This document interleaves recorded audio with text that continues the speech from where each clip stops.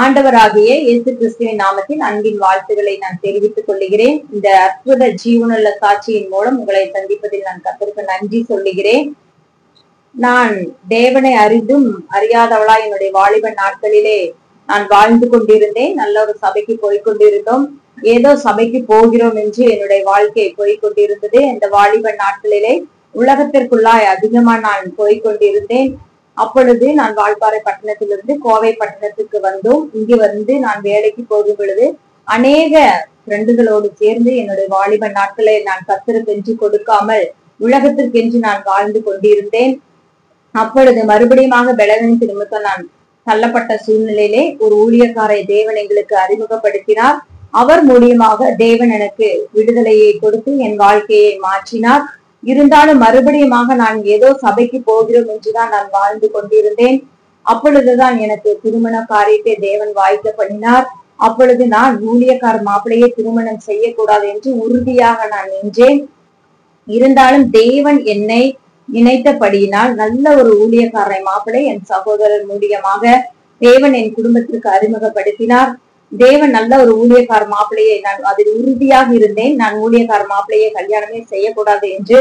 ஏனென்றால் ஊழியக்கார மாப்பிள்ளையை கல்யாணம் பண்ணினால் இப்பொழுதும் ஜெபம் வேத வாசிப்பு என்று இருக்கும். நான் உலக காரியங்களுக்குள்ள என்னால் போக முடியாது என்று நான் நினைத்தபடியினாலே வேண்டாம் என்று நான் உறுதியாக இருந்தேன். அப்பொழுது ஆவிக்குரிய என்னுடைய சகோதரர் நிமித்தம் நான் நல்ல ஒரு ஊழியக்கார மாப்பிள்ளையை தேவன் எனக்கு கொடுத்தார். அதற்காக கர்த்தருக்கு நான் நன்றி சொல்லுகிறேன். என்னுடைய திருமண வாழ்க்கை என் கணவன் வீட்டிற்கு நான் போனேன். என் கணவர் வீட்டில் எல்லாருமே ஊழியம் செய்கிறவர்களால் காணப்பட்டார்கள். அது எனக்கு ஒரு புதிய வாழ்க்கையாக இருந்தது. அப்பொழுது நான் திருமணமான சில நாட்களிலே தேவன் எனக்கு ஒரு கர்ப்பத்தின் கனியை ஆசீர்வதித்தார். ஊழியக்கார மாப்பிள்ளையை நான் திருமணம் செய்தும் கூட ஏதோ ஊழியம் செய்கிறோம் என்றுதான் என்னுடைய வாழ்க்கை போய்கொண்டிருந்தது. என் கணவர் ஊழியத்திற்கு போனாலும் நான் ஜெபம் செய்ய மாட்டேன். ஏனோ என்றுதான் நான் எதற்காக ஊழியம் செய்ய வேண்டும் என்று எனக்குள்ளாக ஒரு கேள்வி இருந்து கொண்டே இருந்தது. அப்பொழுது நான் திருமணமான சில நாட்களிலே தேவன் எனக்கு ஒரு கர்ப்பத்தின் கனியை ஆசீர்வதித்தார். அப்பொழுதும் கூட தான் அந்த கர்ப்பத்தின் கனி இருக்கும் பொழுது என் கணவன் தினமும் ஜெபிக்குமாறு குடும்ப ஜெபத்திலே இதுல அமர சொல்லும் பொழுது ஏனோ என்றுதான் நான் போய் அமர கொள்வேன். ஆண்டவரை பத்தி எனக்கு அதிகமாக தெரியாது. ஆவிக்குரிய வாழ்க்கை என்றாலே எனக்கு தெரியாதவளாய்த்தான் நான் இருந்தேன். அப்பொழுது அந்த திருமண நாட்களிலே அந்த தேவன் அந்த கர்ப்பத்தின் கனியை நிமித்தம் என்னுடைய மகனை நான் கர்ப்பத்தின் கனியை தேவன் எனக்கு ஆசீர்வதித்தார்.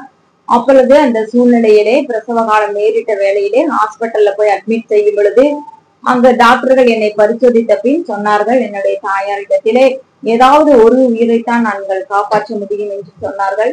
அந்த இக்கட்டான சூழ்நிலையிலே அப்பொழுதுதான் தேவன் என்னை தொட்டார். அதுக்காக கர்த்தருக்கு நான் நன்றி சொல்லுகிறேன். அந்த ஆபரேஷன் தியேட்டர்ல என்னை கொண்டு போகும் பொழுது அப்பொழுதும் கூட தேவனை அறியாதவளாய்த்தான் நான் இருந்தேன். அந்த சூழ்நிலையிலே 2 பேரும் ரொம்ப சீரியஸான நிலைமையில தான் அந்த ஹாஸ்பிட்டலில் நான் அனுமதிக்கப்பட்டேன். அப்பொழுதுதான் அந்த இக்கட்டான சூழ்நிலையிலே தேவன் என்னை தொட்டார். அப்பொழுதுதான் நான் அந்த சூழ்நிலையை நான் ஒரு பொருத்தனை பண்ணினேன். ஆண்டவரே, எனக்கு 2 ஜீவனையும் நீங்க கொடுத்து விட்டீர்கள் என்றால் என் தேவனுக்காக நான் ஊழியம் செய்கிறேன் என்று நான் அன்றைய நாளிலே நான் அந்த ஆபரேஷன் தியேட்டர்ல நான் பொருத்தனை பண்ணினேன். தேவன் 2 ஜீவனையும் என் தேவன் அற்புதமாய் தேவன் கையிலே கொடுத்தார். அதற்காக கர்த்தருக்கு நான் நன்றி சொல்லுகிறேன். அப்பொழுது இருந்து என் கணவனோடு சேர்ந்து நாங்கள் ஊழியம் செய்ய ஆரம்பித்தேன். இருந்தாலும் எனக்கு எதுவுமே தெரியாது. ஊழியத்தை குறித்தோ ஆவிக்குரிய வாழ்க்கையை குறித்தோ அந்த பைபிள் வசனத்தை குறித்தோ எனக்கு எதுவுமே தெரியாது. அப்பொழுதெல்லாம் என் கணவனோடு போகும் வேளையிலே சில வேளையில நான் போய் வெட்கப்பட்டு நின்றேன். ஒரு ஊழியக்கார மனைவியா இருந்து எதுவுமே தெரியாம நிக்கிறேன்னு ஆண்டவரேன்னு சொல்லி நான் கண் கலங்கின நாட்கள் அநேகங்கள் உண்டு.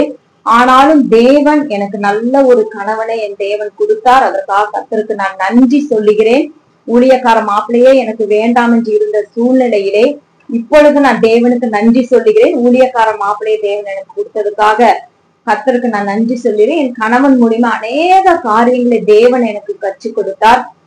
இதுதான் பைபிள் வசனம், இது அதை குறித்தான ஆவிக்குரிய வாழ்க்கை என்பது இதுதான், பைபிள் வசனம் என்றால் இதுதான் என்று, எங்க போனா என்ன பேசும் என்று அநேக காரியங்களே தேவன் மூலியமா கணவன் மூலியமாக தேவன் எனக்கு கற்றுக் கொடுத்தார்.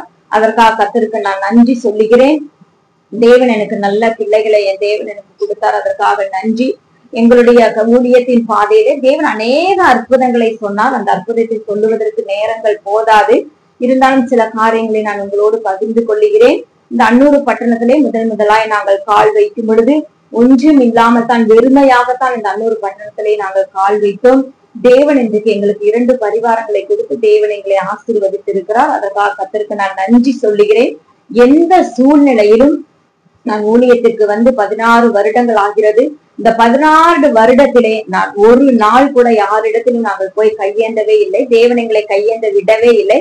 எந்த பாடுகள் வந்தது, நிந்தைகள் வந்தது, அவமானங்கள் வந்தது, மனுஷர்கள் மூலியமா அநேக பாடுகள் நிந்தைகள் வந்தது. இருந்தாலும் தேவனை சார்ந்துதான் நாங்கள் நின்றோம். தேவன் தான் எங்களுக்கு ஆலோசனைகளை கர்த்தர் கொடுத்தார். அன்றைய நாளிலே ஒரு ஊழியக்காரரை அறிமுகப்படுத்தி அவர்கள் மூலியமாகவும் அநேக ஆலோசனைகளை தேவன் எங்களுக்கு கொடுத்தார். அதற்காக கர்த்தருக்கு நான் நன்றி சொல்லுகிறேன். தேவன் எங்களுடைய ஊழியத்தின் பாதையிலே தன்னூர் பட்டணத்திலே வெறுமையாய் வந்த எங்களுக்கு இன்றைய நாளிலே தேவன் அநேக ஆத்துமாக்களை தேவன் எங்களுக்கு கொடுத்திருக்கிறார். அநேக ஆத்துமாக்களின் மூலியமாய் தேவன் எங்களை கர்த்தர் வழி நடத்தினார். கர்த்தர் தான் எங்களை வழி நடத்தினார். இம்மட்டுமாய் தேவன் எங்களை ஒரு வருடத்தில் கூட போய் கையேந்தாதபடிக்கு தேவன் எங்கள் ஊழியத்தின் பாதையிலே மிகவும் அற்புதமா எங்களை நடத்தினார். இப்போ நான் கர்த்தருக்கு நன்றி சொல்லுகிறேன். கண்ணீரோடு தேவனுக்கு நான் நன்றி சொல்லுகிறேன். இப்படிப்பட்ட ஒரு ஜீவனுள்ள தேவனை நான் இத்தனை நாட்கள் விட்டுவிட்டேனே என்று அநேக நாட்கள் நான் வருத்தப்பட்ட நாட்கள் உண்டு.